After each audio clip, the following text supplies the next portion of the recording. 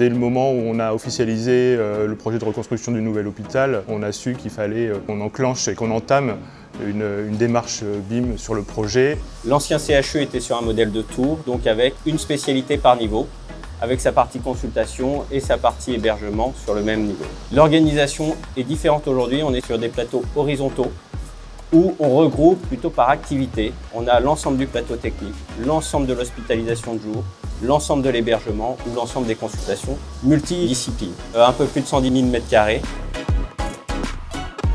La maîtrise d'ouvrage, elle a compris dès le début du projet que le BIM avait un intérêt pour la conception et donc pour son exécution et donc pour l'exploitation et la maintenance plus tard. Elle a saisi la balle au bon et c'est elle, parce que sans maîtrise d'ouvrage, il n'y a pas de BIM.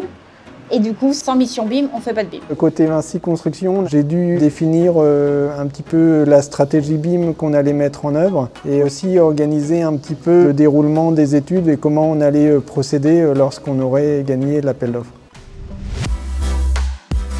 On ne peut pas construire un hôpital sans les équipes médicales, sans un projet médical et sans beaucoup d'échanges avec les équipes soignantes. Ils ont eu accès à des simulations, à des témoins virtuels et ça, la maquette numérique nous a permis de projeter dans un environnement qui jusqu'ici leur semble totalement étranger. Ce qui est un petit peu compliqué sur ce projet-là, c'est qu'on est à côté de la tour existante du CHU. C'est des zones assez denses en termes urbaines.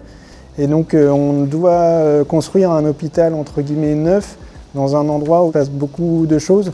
Donc ce qui a été un petit peu complexe en termes de phasage pour le gros œuvre, c'est de trouver la bonne imbrication car il faut conserver l'accès du SAMU au niveau de l'hôpital existant. Le BIM a été assez aidant dans ces démarches puisque le fait de pouvoir visualiser les espaces et de pouvoir faire de l'immersion sur certains sujets un peu critiques a permis aux équipes de se projeter plus facilement. La micro-implantation, c'est une mission spécifique qui vise à vérifier que chaque élément est à sa bonne place. Des équipements biomédicaux, mais aussi des choses beaucoup plus fines, beaucoup plus petites, en grand nombre sur le chantier, les prises, les arrivées de fluides médicaux et tout un tas de choses. Et pour vérifier ça, il y a tout un process auprès des architectes et des ingénieurs. Toutes les disciplines se mettent ensemble et produisent un seul livrable. Au centre, on a le logiciel Revit, qui est notre base commune à tous en termes de modélisation et de data. Et en fait, tout autour, il y a des logiciels propres à chacun des métiers. Les ingénieurs structures qui ont utilisé le logiciel Robot pour calculer la structure. En VRD, ils ont utilisé Civil 3D pour le géoréférencement des plans. On a aussi utilisé Twinmotion en polymage. La synthèse, pareil, Revit et Navisworks, les deux. Et ce qui est intéressant aussi, c'est qu'un des acteurs principaux qui a utilisé Revit, c'est la maîtrise d'ouvrage. Ça veut dire que la maîtrise d'ouvrage, elle a acheté ses licences et elle s'est dit, bon bah vas-y, on y va.